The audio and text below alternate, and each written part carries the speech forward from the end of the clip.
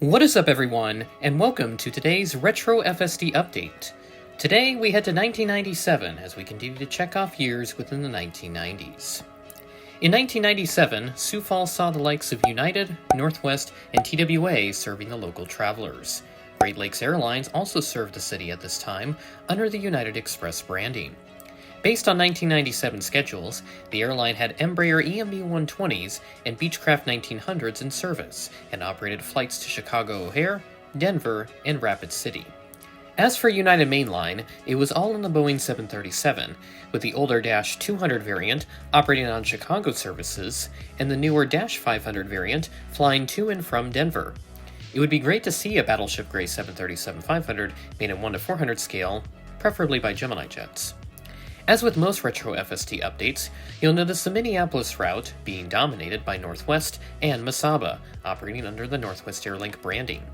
In 1997, the Northwest Airlink services were mostly on Swearingen Metroliners, which is a stark contrast to the 1998 era, which saw a mixture of Dash 8100s and Saab 340s.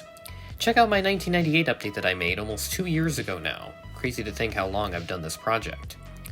Our last service at the time was to St. Louis with TWA, who were all Douglas DC-9 on this route.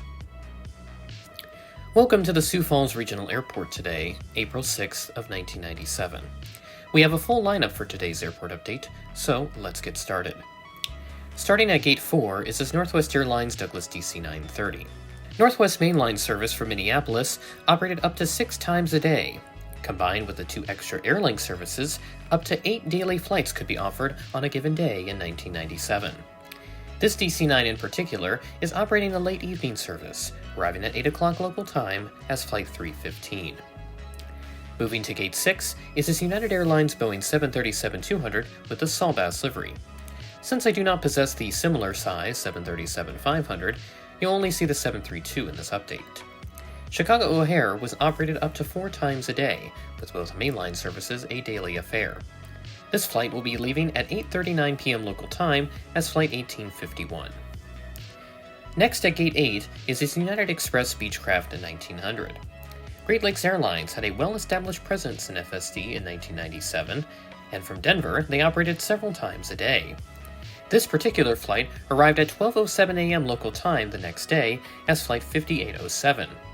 With a scheduled departure time of 9:21 p.m. Mountain Time, that meant the flight was blocked at about an hour and 40 minutes. Swinging to Gate 5 is this TWA DC-930 with the airline's last livery. STL was 3 times a day during the work week, with the morning flight not operated on Saturdays and the afternoon flight excluded on Sundays. The late evening flight operated all days of the week, and this aircraft is operating that exact service, arriving at 9:38 p.m. local time as Flight 663. And that will do it for this Retro FSD update. I'm hopeful to return to the late 2000s and early 2010s to knock out those eras, since it is one of the eras I have researched heavily for the project. I'll be on the lookout for the several assets I'm missing from this era over the coming months. With that being said, that is the end of the video. Thanks for watching, and I will catch you in the next video.